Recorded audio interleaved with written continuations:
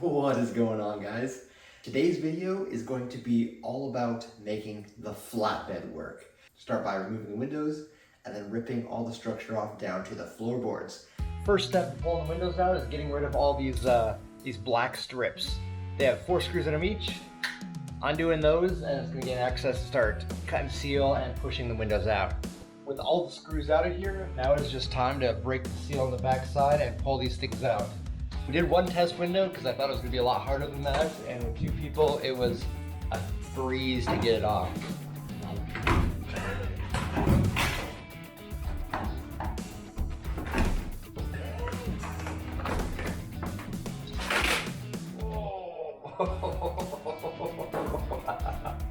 So now that the windows are out, it is time to start cutting. It is at the point of no return. Start up front up here where this window is out. We're gonna cut along the other side. We are gonna leave a little bit of extra overhang from the top sheet metal. What that's gonna do is gonna sit over the top of the rear wall of it, so then it'll kind of seal it a little bit better, kind of how it is from factory. Go down the center, cut it in half, and take sections out at a time. All right, it is time for the first cut. We're gonna start on this side and work our way back, cutting into sections.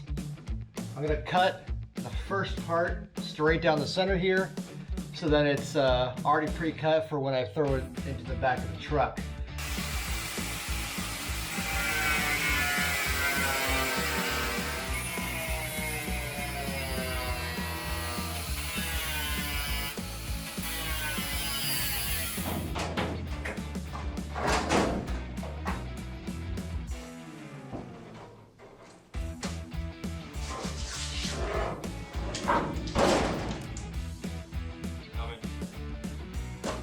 Target top, baby!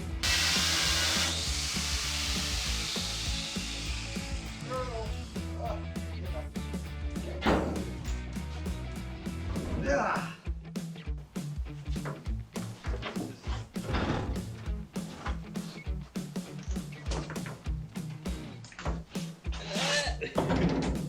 All right, so the roof is off. It is like a convertible now. It is so bright out here. Next, we're gonna be taking off these upper bracings we have now.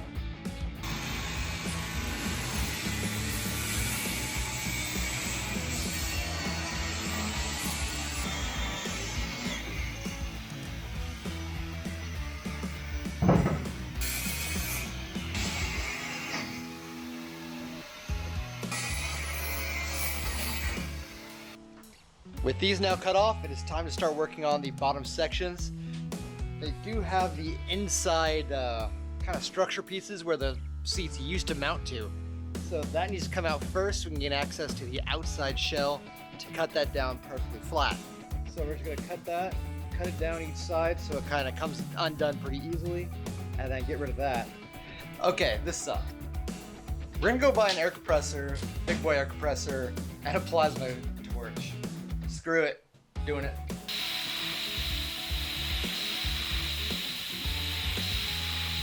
All right, so last night we got in the groove and we just started cutting and got the other side off. However, we did not finish on this side because we had to take a trip to the ER. Not for me. Ended up accidentally slicing into his arm and his wrist here with an angle grinder. So that was a few hours at the ER last night. I did a lot of practicing with the plasma cutter, which I'm going to show you now. It is so much fun. I don't know why I didn't already have one of these. They are super cool. I'm going to start by cutting off all these black brackets going all the way across here. That'll give me access to just cut right on through the sheet metal of the walls. Yes, I got these strips going across off, and I just kept on going. I forgot to film, but I got one panel off. However, using the plasma torch, oh, so much easier. So I'm gonna keep on doing this as I go up forward and cut off sections at a time.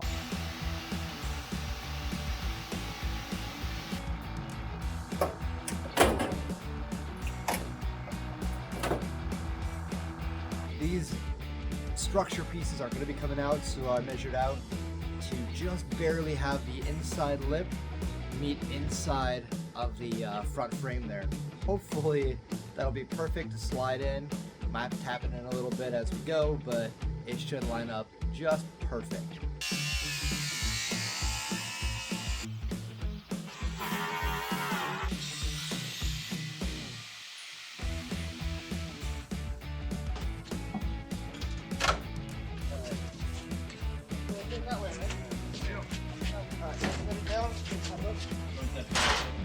Ready?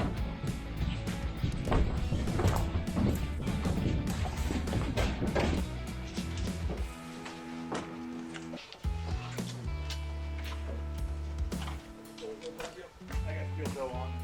I can't really haul without them. So this side is basically underneath.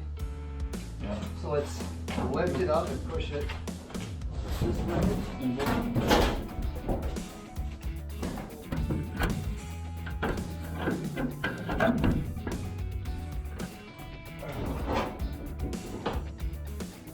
All right. The back wall has been moved up successfully, and I am now standing on what is now the back platform where the Jeep will sit. So it does not look the absolute best at the moment. It is pop riveted in a couple spots up top just to hold it in place. I need to go get some more steel, some brackets and stuff to kind of cover over the edges. As you can see, it is not quite lining up exactly perfect. Oh, it is so exciting. It looks, I mean, at the moment it looks kind of bad, but it looks also so good. This is the first time since cutting that it's like a cab again. This is gonna be a lot of room for building inside of here. This is super exciting, super exciting. Now that this is in place, what I did is I took some angle iron and I actually cut it down in little brackets. I pushed on the sides to use a carpenter square to make it so they're matching the floor and matching the walls, so they're perfectly up and down.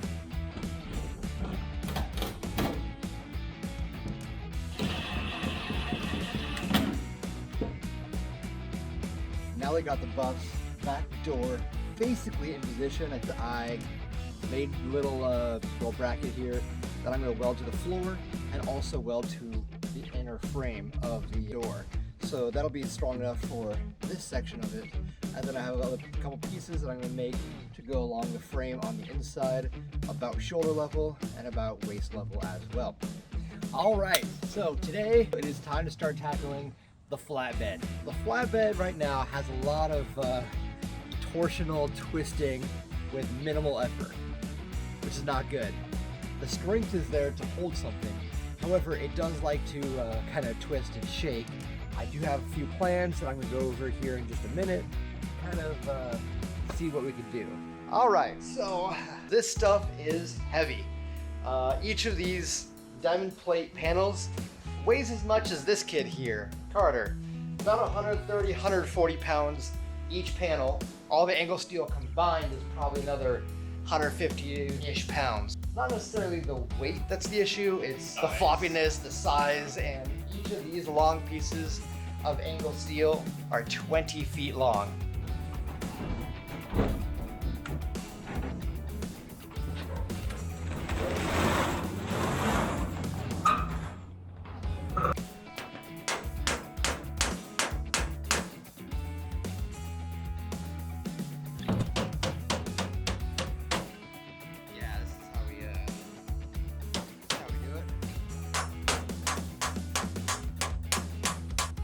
Good enough? Put your foot right here. Welding hood.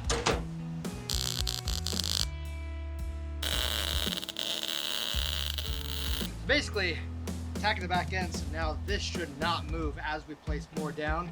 And then we are gonna have to cut this out a little bit.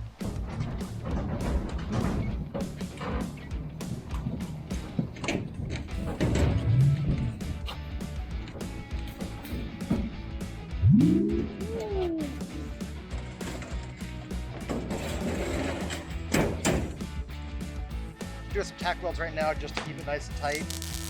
These two are the easy pieces. The next one we're gonna have to measure out, we're gonna have to cut.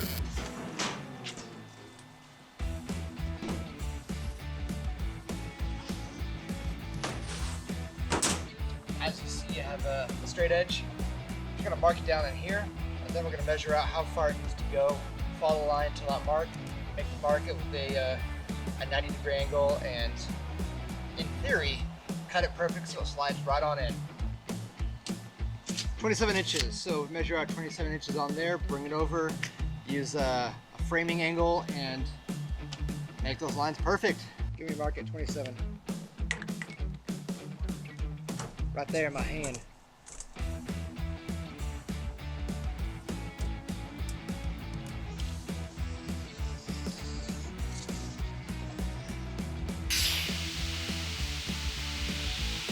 All right, got it all cut. So now it is time to see if we measured twice and cut once, or measured once and have to cut twice.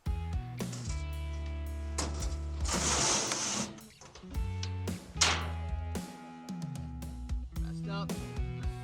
Did finally get this all prepped and let the sun go down a little bit because it is like 83 degrees out today and it is warm on this steel bus. But anyway, everything is all prepped. It is ready for the angle steel. However, while I was doing this, I thought of an idea which I think might work. The back end is way more wobbly than it was before. Yeah, so ideas to help box in a little bit more. I was thinking taking the angle steel right here on the floorboards and bringing it straight across. I have 3 inches of up travel from where it's currently sitting to the bump stops. So if I bring that angle steel straight across on here, it should just barely clear this tire. As this tire does come up, it does flex upwards into the wheel well. That's how a solid axle works. So then it will clear, in theory, the angle steel there.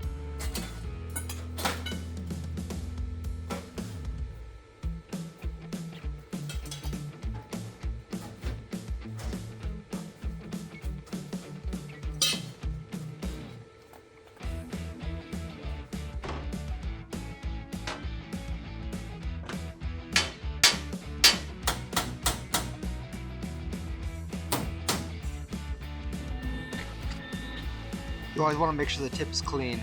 Pull it back, clean it all out before you put it back in.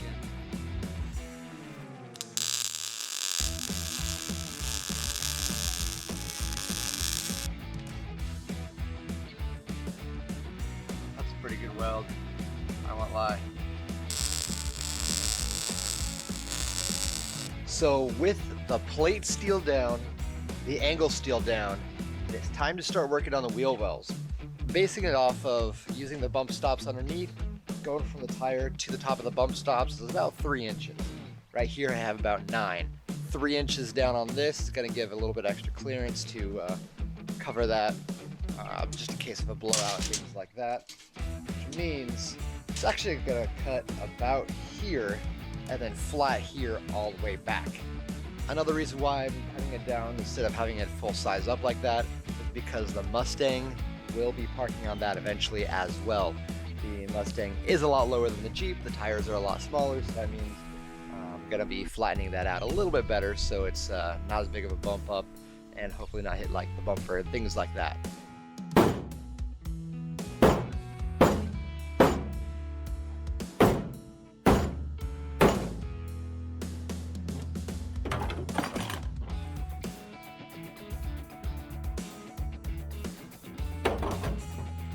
With the top of the wheel well now off, I believe it is time to start building a structure.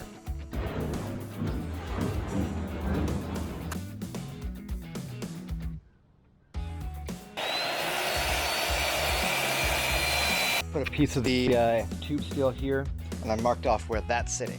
So now I can measure from here to here, and then basically do the same thing on that side. Then I'll put pieces of angle right here that'll go up and hit that. So I'll know kind of the same angles on either side. Now what the angle is over here, I'm not sure yet. With these now in place how I want them, I can go ahead and just tack these things in.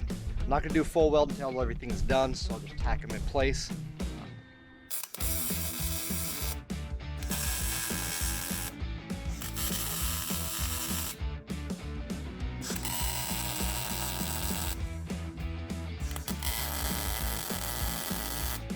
Okay, so I did jump over and made 2 more. So I have one flat surface all the way across in theory.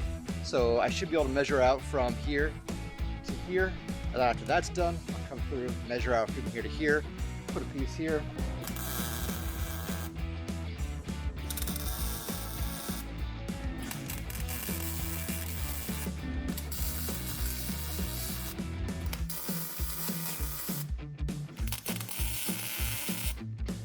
With that, everything is all tack welded in, plus my accidental piece from earlier that I cut messed up. Tack's kind of crappy, but it is time just to burn everything on into this thing. So I got each of the sections down to the floor, each of the sections across, the ramps, everything. I am going to do a time lapse on this one because it's going to take a while.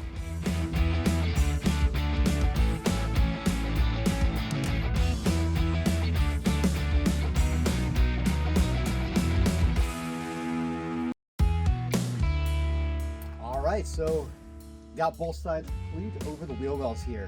Now, after I did finish it, I decided that I should probably add in a third support beam right in the middle. That was quite the distance. My entire tire would be sitting literally over that center part. So I did add in the extra beams on either side. So now I have 3 supports going across to hold up the tire and hold up the front of the Jeep on either side. So now that these are done, it is time to jump to putting some diamond plate over the top of them. That part is pretty easy. Just measure it out, cut it out, put it on, and tack weld them on. So as you can see at the full stuff, this tire comes super dangerously close to hitting this angle steel here. I still can get a finger underneath, but just barely. That is not the best. I still have about an inch of upwards travel. So that does mean I need to clearance this just a little bit. I want to trim off as little as I can because that's a lot of the strength and structure for parking the tires on top. Measure out about an inch up towards the center, basically right towards the center of where the tire is going to hit, and then kind of slowly grind it out so that it's a nice curve up there. That should be good enough, keeping still a little bit of the angle steel in here without going too much up into it. It is 2-inch by 1/4 inch steel. That is very strong. In theory, one of these should be able to lift the entire Jeep and hold it, but yeah, keeping this as strong as I can is ideal. That does not look too bad. It is kind of boxy shaped. I'm not sure if I like that. I might try and round it out a little bit more. I don't know. I'm going to leave it like that for a while, see how I like it, and adjust it maybe later. However, keeping that much steel is going to be awesome. That is quite a bit of strength still added in there. Rounded out all the edges, so there is no like cracks or anything for it to actually start breaking on and start to crumble later on. So, rounded out the back side, rounded out the front side. That should be perfect. And that is going to do it for this video tonight. If you guys like the video, please hit that like button, hit that subscribe button for me, and I'm going to see you guys all next time.